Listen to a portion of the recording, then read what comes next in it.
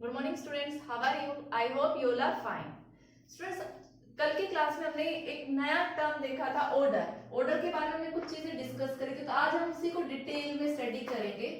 Order and molecularity आज का topic रहेगा, ठीक है। तो सबसे पहले डिस्कस करते हैं व्हाट इज ऑर्डर, ठीक है। हमने क्या बोला था, जो सम ऑफ पावर है किस एक्सप्रेशन में, जो रेटला एक्सप्रेशन में कंसंट्रेशन टर्म्स की जो पावर होती है उनके सम को हम क्या बोलते हैं, ऑर्डर बोलते हैं, ठीक है। ये चीज हमने देख ली थी। अगर मैं इसकी डेफिनेशन की बात करूं तो ऑर्डर क्या है, it is the sum of power. Order क्या है, it is the sum of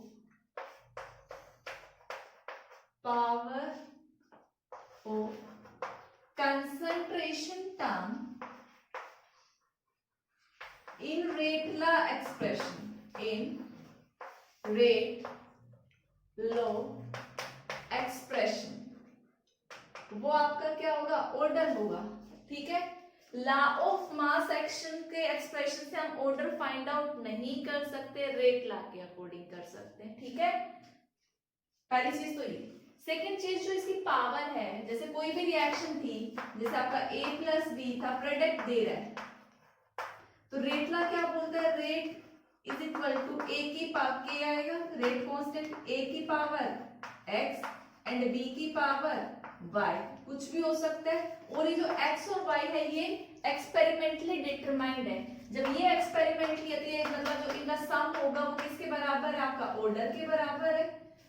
आप बोल सकते हो जो ऑर्डर है इसको सिर्फ और सिर्फ हम एक्सपेरिमेंट से डिटरमाइन कर सकते हैं।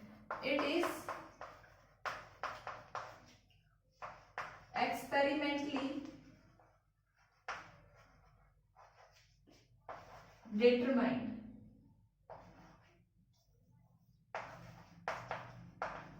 क्वांटिटी, ठीक है।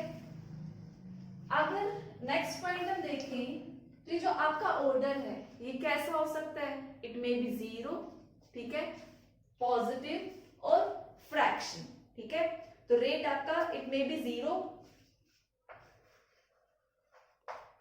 फ्रैक्शन, ठीक है। तो आप पहले इनको कॉपी करो, फिर मैं नेक्स्ट पॉइंट बताती हूँ। सो स्टूडेंट्स, कुछ पॉइंट हमने पहले देखे, अब बात करते हैं सिग्निफिकेंस की। अच्छा, एक पॉइंट और नोट करना है, यहाँ पे मैंने पॉजिटिव और नेगेटिव ही लिखा, जीरो भी होता है, फ्रैक्शन में भी हो सकता है, इट मे बी पॉजिटिव और नेगेटिव, ठीक है। ये चीज भी है, ये रह गई थी मिसिंग, तो नोट डाउन कर लेना। सिग्निफिकेंस क्या है इसका, ये आपको क्या बताता है कि रेट कैसे चेंज होगा। It tells about the change in rate of reaction, rate of reaction पे क्या फर्क पड़ेगा जब आप किसी पार्टिकुलर रिएक्टेंट की कंसंट्रेशन को चेंज करते हैं। तो ये चीज हमें ऑर्डर बताएगा, ठीक है। तो ये तो हमारे कुछ इंपॉर्टेंट पॉइंट्स रिगार्डिंग ऑर्डर। अब हम बात करते हैं मॉलिक्यूलरिटी की। स्टूडेंट, नेक्स्ट है मोलिकुलरिटी। अब मोलिकुलरिटी क्या है, basically it is the number of atom, ये वो नंबर ऑफ एटम, आयन और मॉलिक्यूल है जो क्या करेंगे, आपस में कोलाइड करेंगे और आपको क्या देंगे, प्रोडक्ट। तो जितने रिएक्टेंट मॉलिक्यूल कोलाइड करेंगे वही आपकी क्या होगी, मोलिकुलरिटी होगी। तो इसकी डेफिनेशन में आप क्या बोल सकते हो, it is the number, it is the number of atom, ion या फिर और मॉलिक्यूल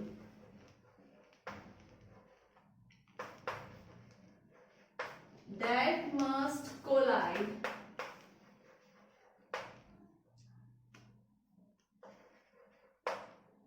to give product.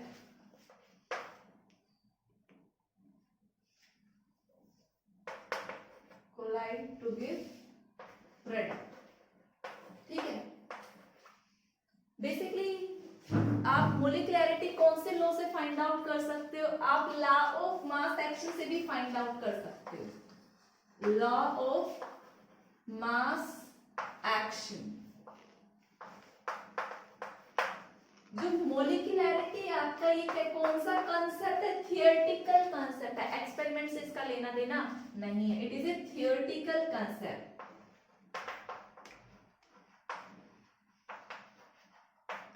कैसे कंसेप्ट वो मैं अभी बताऊंगी, ठीक है।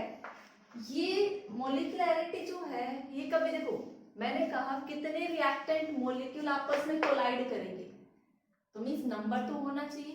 क्या मोलिकुलैरिटी कभी जीरो हो सकती है? जब जीरो अगर होगी मींस कोई एटम मोलिक्यूल आयन ही नहीं होगा जो प्रोडक्ट आपको दे, तो आप लिख सकते हो it can not B zero, it can not B zero, ठीक है। और ये क्या फ्रैक्शन में हो सकती है, मींस आधा मोलिक्यूल कंबाइन कर रहा है कुछ ऐसा, वो भी नहीं हो सकता। तो it can not be in fraction also, ना ये जीरो होगी ना ये फ्रैक्शन होगी। अब ये नहीं होगा तो क्या होगा, it is a whole number, it is a whole number होगा, ये बात याद रखना। इतनी बात समझ में आई। अब देखो इसके बाद मोलिकुलैरिटी, एक पॉइंट और है जो एग्जाम में काफी बार पूछा जाता है, ठीक है, मैं रब कर रही हूं। जो आपकी मोलिकुलैरिटी है किसी भी रिएक्शन के लिए ग्रेटर देन 3 नहीं हो सकती, it can not be greater than 3। Reason क्या है इसके पीछे, बिकॉज अगर मोलिक्यूल 3 से ज्यादा हो जाएंगे तो इफेक्टिव कोलिजन नहीं होगा। और कोलिजन थ्योरी क्या होती है, अगर आपको प्रोडक्ट बनाना है तो रिएक्टर्स के बीच में क्या होना चाहिए, एक इफेक्टिव कोलिजन होना चाहिए। और अगर 3 से ज्यादा होते हैं तो आपका इफेक्टिव कोलिजन नहीं होता, ठीक है। तो आप लिख सकते हो because more than 3 molecule, because more than 3 molecule cannot collide effectively, इसीलिए 3 से ज्यादा आपको कभी नहीं मिलेगी मोलिकुलैरिटी, ठीक है। अब देखो एक एग्जांपल के थ्रू मैं ऑर्डर और मोलिकुलैरिटी में आपको डिफरेंस कर देती हूँ, तब तक आप कॉपी करो। देखो भाई आपके पास रिएक्शन थी H2 प्लस Cl2, आपको क्या मिल रहा है, सनलाइट की प्रेजेंस में HCl मिल रहा है, ठीक है। अगर मैं इसकी मोलिकुलैरिटी की बात करूं,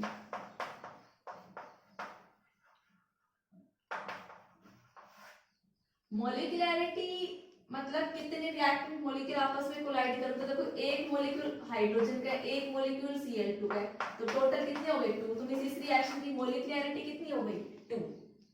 बट अगर इसका लॉ ऑफ मास एक्शन लिखते तो लॉ ऑफ मास एक्शन में जो रेट आता है इज इक्वल टू के, ए की पावर, यहाँ पे H2 की पावर कितनी जाती 1 और Cl2 की पावर कितनी जाती 1, तो इन पावर का सम आपका क्या आया मोलिकुलैरिटी। लेकिन कौन सा एक्सप्रेशन है, law of mass action. But मैं रेट लॉ की एक्सप्रेशन की बात करूं, जब हम एक्सपेरिमेंटली देखते हैं, मैंने बताया था आपको ये फोटोकेमिकल रिएक्शन है, ये सनलाइट की इंटेंसिटी पे डिपेंड करता है, इनकी कंसंट्रेशन पे तो डिपेंड ही नहीं करता। तो रेट क्या हो जाएगा आपका, रेट इज इक्वल टू के H2 की पावर 0 और Cl2 की पावर 0, ये एक्सपेरिमेंटली डिटरमाइन है। सम करोगे तो ऑर्डर कितना आया, सम कितना आया 0 आया। तो सेम रिएक्शन के लिए मोलिकुलैरिटी तो 2 है बट ऑर्डर कितना है आपका 0। ऑर्डर के लिए आपको रेट ला एक्सप्रेशन लिखना पड़ेगा, ठीक है। और मोलिकुलैरिटी के लिए आप बोल सकते हो लॉ ऑफ मास एक्शन। इतनी बात समझ में आई। अब देखिए अगर मोलिकुलैरिटी 3 से ज्यादा जाती है, सपोज करो 3 से ज्यादा चली गई, तो क्या करोगे, देखो ये था आपके पास, सपोज करो 2A plus B and plus C gives rise to D, आपके पास ये है। यहाँ मोलिकुलैरिटी चेक करो तो 2 मोलिक्यूल 1 मोलिक्यूल 1 मोलिक्यूल, टोटल कितना आया 4। अब मैंने आपको बोला मोलिकुलैरिटी 3 से ज्यादा होती नहीं है, तो ये क्या इंडिकेट कर रहा है कि जो रिएक्शन है ये एलिमेंट्री रिएक्शन नहीं है, एलिमेंट्री रिएक्शन नहीं है। अब क्वेश्चन आप पूछोगे मैं व्हाट इज एलिमेंट्री रिएक्शन। अब एलिमेंट्री रिएक्शन क्या होता है, इसकी डेफिनेशन देखो, ऐसी reaction which takes place in a single step, which takes place in a single step, जो एक स्टेप में रिएक्शन होती है वो एलिमेंट्री रिएक्शन होती है। जब मोलिकुलरिटी आपको 3 से ज्यादा दिख जाए इट मींस वो सिंगल स्टेप की रिएक्शन नहीं है, वो एक से ज्यादा स्टेप्स में हो रही है, ठीक है। और एक से ज्यादा स्टेप में होगी भी, अब स्टेप तो कुछ भी हो सकता है आपका। सपोज करो एक ए प्लस बी ने मिलके आपका क्या बनाया, सी बनाया, फिर सी प्लस ए ने मिलके आपका क्या बनाया, 2c प्लस ए ने मिलके आपका क्या बनाया, डी बनाया, ठीक है। भाई मोर देन वन स्टेप हो गया। ऐड करके देखो, अगर आप ऐड करोगे तो देखो 2a प्लस बी, 2c है और एक सी इधर आएगा, सब्ट्रैक्ट हो जाएगा तो क्या बचेगा, सिंगल सी, और इधर क्या बनाएगी। देखो नेट रिएक्शन तो यही है, बट ये एक स्टेप में नहीं हुई कि जो 2a 2a एक बी और एक सी आपस में रिएक्ट करके डी बनाए। ये 2 स्टेप में, फर्स्ट स्टेप में a प्लस बी ने रिएक्ट करके सपोज करो c बनाया, फिर 2c और एक a ने फिर से कंबाइन करके क्या बनाया, d बनाया। ओवरऑल रिएक्शन यही आ रही है, बट ये 2 स्टेप्स में हो रही है, ठीक है। ये एलिमेंट्री रिएक्शन नहीं है। तब हम कैसे फाइंड आउट करेंगे कि मोलिकुलरिटी क्या है इसकी, फिर हम देखेंगे भाई ये तो हमारी नेट रिएक्शन थी, मैं अभी ये रब कर रही हूँ, ये वाली रिएक्शन 2 स्टेप में हो रही है। अब इनमें से सपोज करो ये वाला स्टेप कौन सा स्टेप है, स्लो स्टेप है,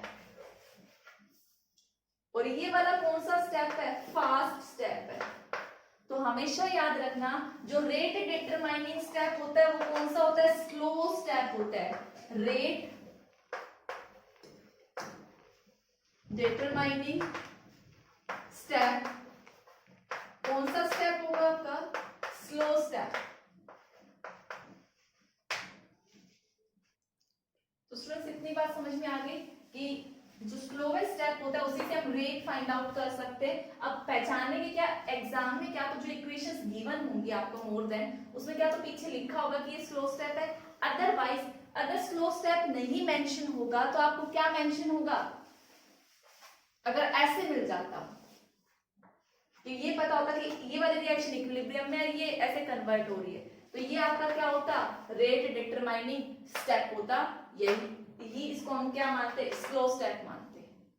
इतनी बातें समझ में आई। सो इस रिएक्शन को देखते हुए फिर आप देख लेते भाई रिएक्टेंट कितने हैं यहाँ पे 2, तो ओवरऑल मोलिकुलरिटी कितनी हुई 2, और फिर रेट लॉ के एक्सप्रेशन के अकॉर्डिंग देखते कि ए की कितनी पावर और बी की कितनी पावर पर डिपेंड कर रहा है, तो उसी के अकॉर्डिंग उसका क्या हो जाता, रेट आ जाता। ठीक है, इतनी बातें समझ में आई। तो पहले आप इसको कॉपी करो। अब स्टूडेंट देखो जो स्लो स्टेप वाला कंफ्यूजन है यहाँ पे दूर हो जाएगा। जैसा कि देखो मैंने कहा था अभी थोड़ी देर पहले कि अगर क्या तो मेंशन होगा स्लो स्टेप होगा या फास्ट, लेकिन ये हर केस में नहीं होता कि मैंने जैसे इक्विलिब्रियम का बताया स्लो स्टेप मिलेगा। मींस एग्जामिनर क्वेश्चन देगा, देखो ये जो क्वेश्चन है इसमें मैंने तीनों चीजें शामिल कर दी। इसमें क्या दे दिया मैंने आपको, इक्विलिब्रियम भी दे दिया, एक फास्ट स्टेप भी दे दिया और एक स्लो स्टेप भी दे दिया। तो जरूरी नहीं है कि ये वाला स्टेप स्लो स्टेप होगा, तो ये कॉन्ट्राडिक्टरी जो भी आपके दिमाग में इमेजिनेशन है उसको इरेज कर देना। ठीक है, कुछ केसेस में हो सकता है पर जनरली नहीं होगा, तो हम एक चीज पे फिर बैठे नहीं रह सकते कि हमेशा यही होगा। तो आप अपने क्वेश्चन को देखेंगे और उसी के अकॉर्डिंग सॉल्व करेंगे।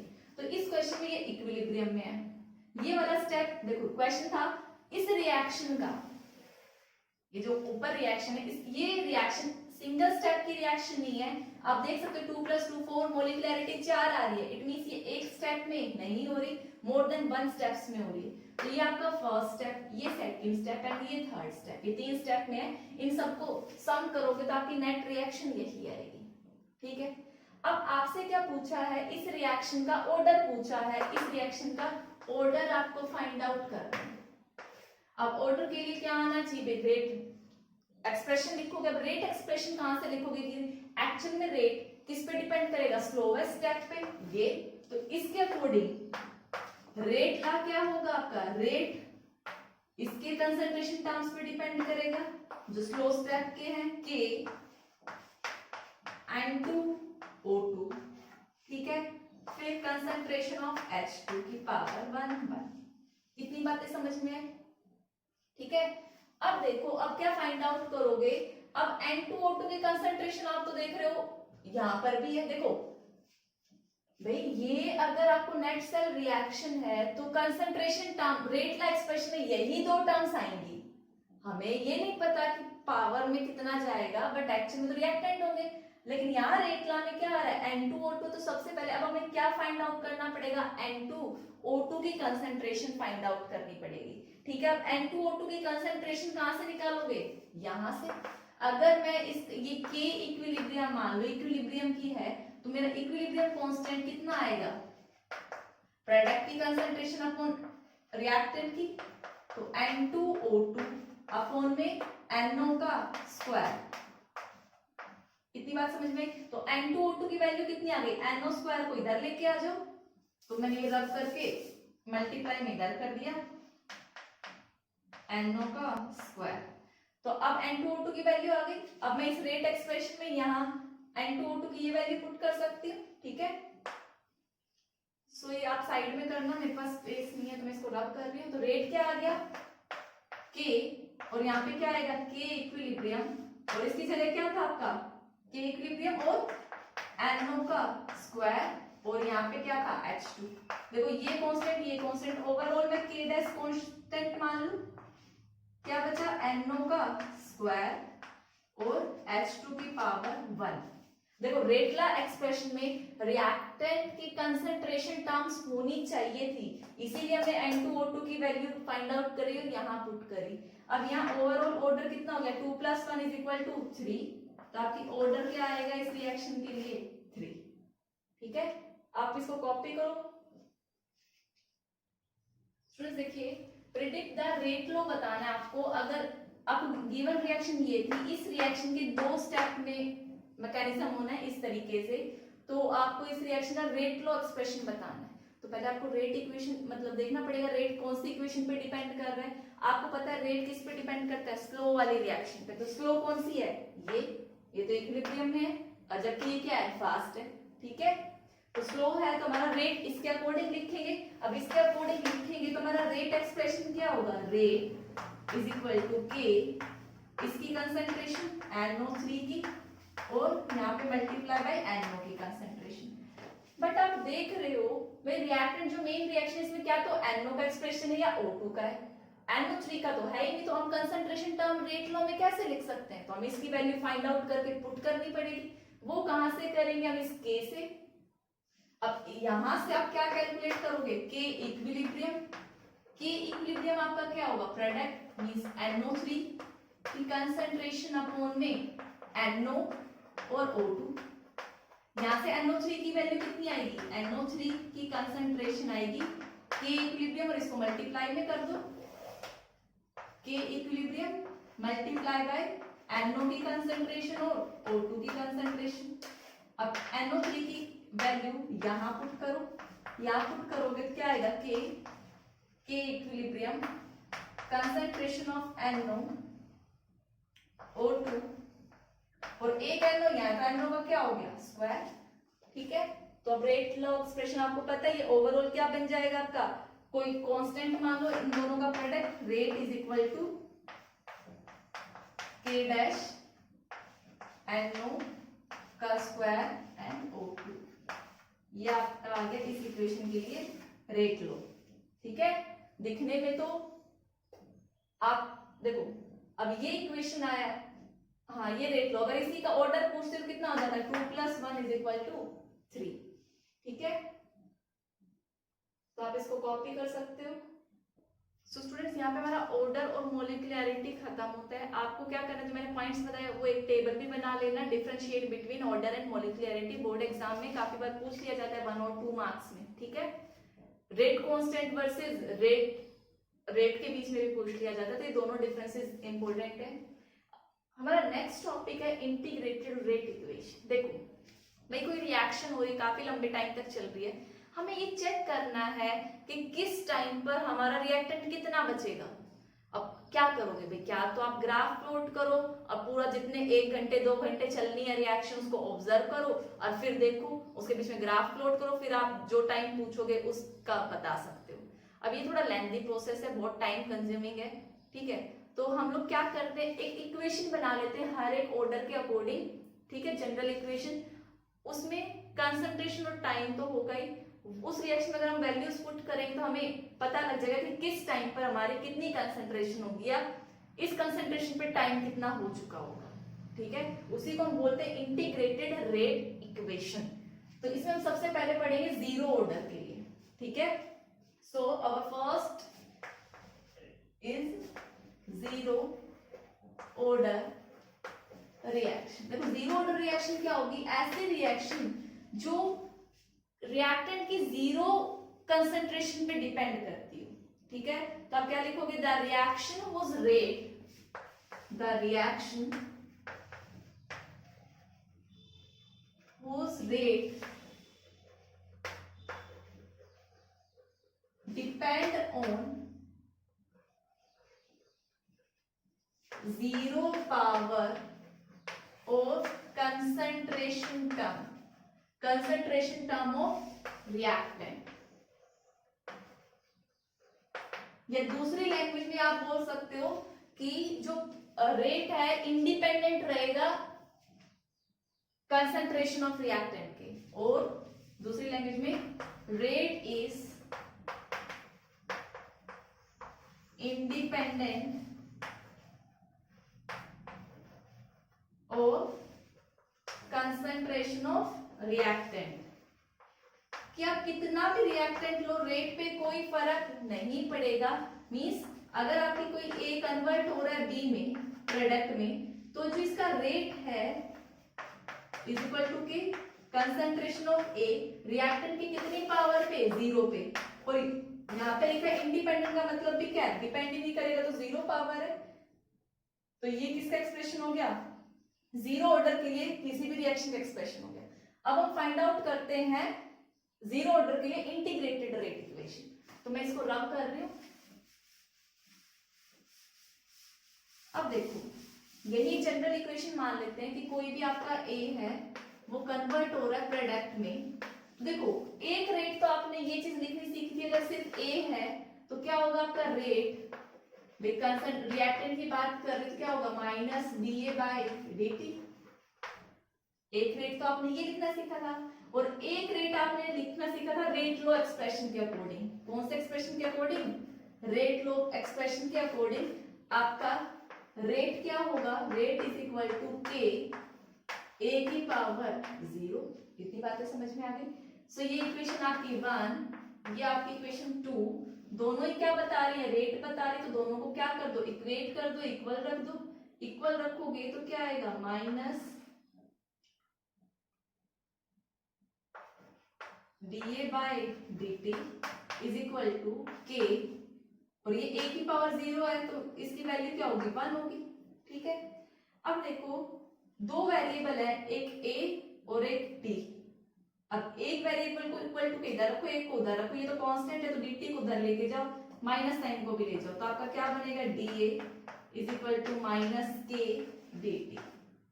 अब क्या करो, इंटीग्रेट कर दो both side, integrate both side. ठीक है, जब आप इंटीग्रेशन करोगे दोनों तरफ तो यहाँ क्या आएगा, dA is equal to minus, ये तो कांस्टेंट है, और ये dt। अब देखो इंटीग्रेशन है, एक तो तरीका अगर आप लिमिट्स पुट नहीं करते हो, सिंपली सोल्व करते हो कि इंटीग्रेशन कांस्टेंट आएगा, आप पहले ही क्या कर दो, इसकी लोअर लिमिट और अपर लिमिट पुट कर दो कि रिएक्शन कहां से कहां हो रही है। मींस इसका मतलब क्या है वो देखो, तो मैंने बोला था आपका ये जो A है वो किस में कन्वर्ट हो रहा है, प्रोडक्ट में कन्वर्ट हो रहा है। स्टार्टिंग में जब T इज इक्वल टू 0 है तो इसकी कंसंट्रेशन मैंने क्या मान ली, A नोट, प्रोडक्ट तो बना ही नहीं है। आफ्टर टाइम T, मुझे नहीं पता कितना टाइम, अज्यूम कर लिया T, इसकी कंसंट्रेशन चेंज हो गई किसमें, A में। ठीक है, तो यही लिमिट पुट करनी है कि इसकी कंसंट्रेशन कहां से कहां चेंज हो रही है, A नोट से A में चेंज हो रही है, तो A note lower limit, upper limit is A। ठीक है, टाइम कहां से कहां चेंज हो रहा है, 0 से T, भाई कोई भी टाइम T तक, 0 से लेकर स्टार्टिंग में 0 था, फाइनल पे T था। ये सबसे सिंपल तरीका है जो मैं आपको इंटीग्रेशन का बता रही हूँ। ठीक है, अब आपको पता है यहाँ कोई कांस्टेंट टर्म है A, मतलब 1 मान लिया और उसका इंटीग्रेशन क्या होगा x।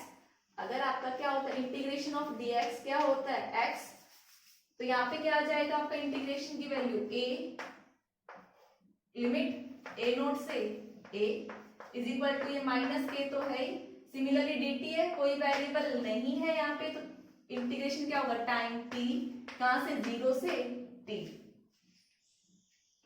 तो अब यहाँ पे क्या होगा भाई, जब इसमें वैल्यू पुट करोगे फाइनल माइनस इनिशियल, फाइनल क्या है आपका a माइनस a नोट, ठीक है, इज इक्वल टू माइनस के, यहाँ पे क्या आएगा t माइनस 0, तो आपका क्या बच गया a minus a naught is equal to K T.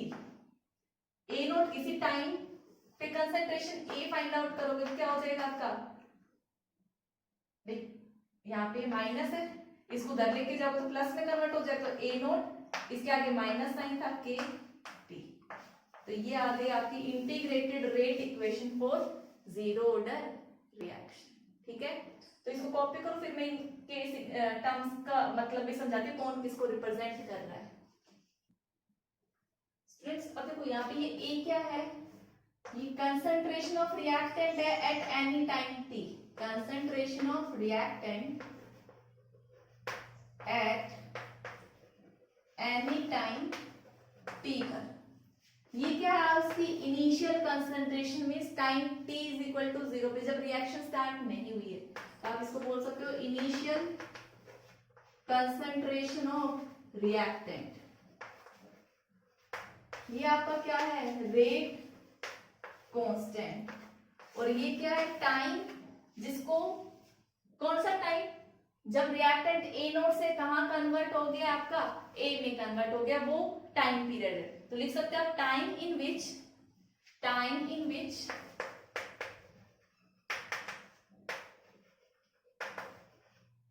concentration of reactant changes from A naught to A naught से A तक को चेंज होने में जितना टाइम पीरियड लगा वो क्या है टाइम t। इतनी बातें समझ में आ गई। अब स्टूडेंट देखो हम प्लॉट करते हैं ग्राफ, ठीक है, एक बार आप खुद से भी ट्राई करना। आपको ग्राफ प्लॉट करना है initial concentration versus initial concentration, sorry initial मतलब सिंपली कंसंट्रेशन टर्म लो, concentration versus time, concentration versus time. देखो जो पहले लिखा होता है इट मींस वो हमें किस पे लेना है y एक्सिस पे लेना है, और जो बाद में होता है वो आपको x एक्सिस पर लेना है, ठीक है। अब क्या इक्वेशन बनाओ, जनरली देखो इसके जो ग्राफ है ये स्ट्रेट लाइन ग्राफ ही आएंगे आपके। अब ये इक्वेशन है आपकी, इसमें आपको ये क्या लेना है y, ये आपका क्या है x, और आपको पता है x के आगे जो होता है वो क्या होती है स्लोप m, और ये क्या होता है c। इतनी बातें समझ में आई, ठीक है। सो आपका ग्राफ क्या होगा, इधर y ले रहे हो, y क्या आपकी कंसंट्रेशन टर्म a लिख दिया, इधर आपका टाइम पीरियड t। जरा चेक करो सबसे पहले भाई ये क्या है आपका इंटरसेप्ट है, इंटरसेप्ट मतलब y पर लाइन कहाँ कट करेगी, कितने पॉइंट पे a नोट कंसंट्रेशन पे जो स्टार्टिंग है। सपोज करो यहाँ से शुरू होगी, ये वैल्यू कितनी है a नोट जो आपका इंटरसेप्ट है, ठीक है। अगर इंटरसेप्ट 0 होता तो लाइन कहाँ से शुरू होती ओरिजिन से, अब इंटरसेप्ट जो c है लाइन वहीं से शुरू होगी, स्ट्रेट लाइन इक्वेशन है y is equal to mx plus c। अब हमें देखना है कि स्लोप कैसा है, पॉजिटिव है या नेगेटिव है, पॉजिटिव होगा तो ऊपर की तरफ और नेगेटिव होगा तो नीचे की तरफ। तो देखो यहाँ पे स्लोप क्या है माइनस के वैल्यू है, माइनस के है तो लाइन ये कहाँ आएगी नीचे की तरफ, ठीक है। इसको आप कट भी कर सकते हो, जो सारा रिएक्टेंट खत्म हो जाए। तो अब ये चीज इसकी क्या हो गई इंटरसेप्ट, और इसकी स्लोप किसके बराबर हो गई माइनस के। इतनी चीज आपको याद रखनी है। तो आप लिख सकते हो कि जीरो ऑर्डर रिएक्शन के लिए कंसंट्रेशन वर्सेस टाइम जो कर्व है वो एक स्ट्रेट लाइन इक्वेशन आती है विद नेगेटिव स्लोप माइनस के, ठीक है। तो आप इसको कॉपी करो। सो स्टूडेंट्स हमने क्या देखा, हमने इंटीग्रेटेड रेट इक्वेशन निकाली फॉर जीरो ऑर्डर रिएक्शन और एक ग्राफ देखा है। अभी बहुत सारे ग्राफ देखने बाकी है, हाफ लाइफ टाइम देखना बाकी है, इसके एग्जांपल्स देखना बाकी है, वो हम नेक्स्ट क्लास में करेंगे। तब तक आपको इस डेरिवेशन की प्रैक्टिस करनी है। एग्जाम में काफी बार एक्सप्रेशन ही डराइव करवा लिया जाता है, ठीक है। और ऑर्डर और मोलिकुलरिटी का डिफरेंस और मोलिकुलरिटी और ऑर्डर से रिलेटेड क्वेश्चंस बहुत इंपॉर्टेंट है। तो आज आपको बेसिकली उन्हीं की प्रैक्टिस करनी है। इसकी न्यूमेरिकल में कल डिस्कस करूंगी। So that's all for today's lecture. Thank you and have a nice day.